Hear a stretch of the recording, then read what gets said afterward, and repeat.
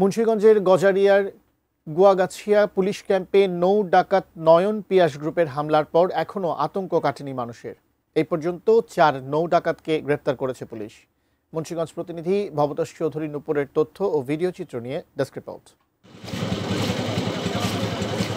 গত 25 আগস্ট মুন্সিগঞ্জের গজারিয়ায় গুয়াগাছিয়া ইউনিয়নের জামালপুরে পুলিশের অস্থায়ী ক্যাম্পে হামলা করে ডাকাত দল। ওই ঘটনার পর 4 ডাকাতকে গ্রেপ্তার করা হলেও আতঙ্ক কাটেনি সাধারণ মানুষের।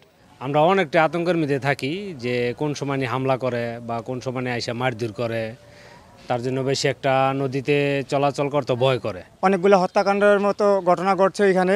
এই হত্যাকাণ্ডের এখন পর্যন্ত সঠিক তদন্ত এবং বিচার এই অঞ্চলের মানুষ পায় নাই। নদীর তীরবর্তী গুয়াগাছিয়া ইউনিয়নে দীর্ঘদিন ধরে আধিপত্য বিস্তার করে আসছে ডাকাত নয়ন পিয়াস গ্রুপ।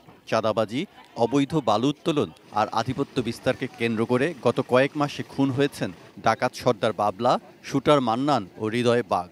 এখনও তাদের হাতে জিম্মি পুরো এলাকা।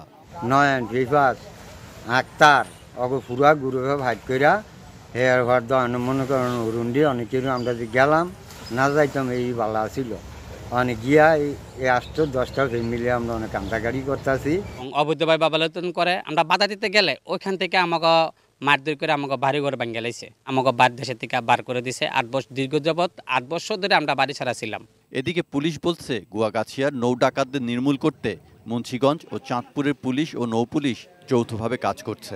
চাঁদপুর জেলা পুলিশের সাথে সমন্বয়ের মাধ্যমে কাজ করছি। র্যাব খুব ভালোভাবে কাজ করছে আমাদের সাথে, নৌ পুলিশ কাজ করছে আমাদের সাথে, বাংলাদেশ সেনাবাহিনীর সদস্যরাও অভিযান পরিচালনা করছে। সবাই মিলে আমরা কাজটা করছি ওই এলাকাকে একটা নিরাপদ স্থান হিসেবে গড়ে তোলার জন্য। Saikat Dasgupta, desk report, ATN news.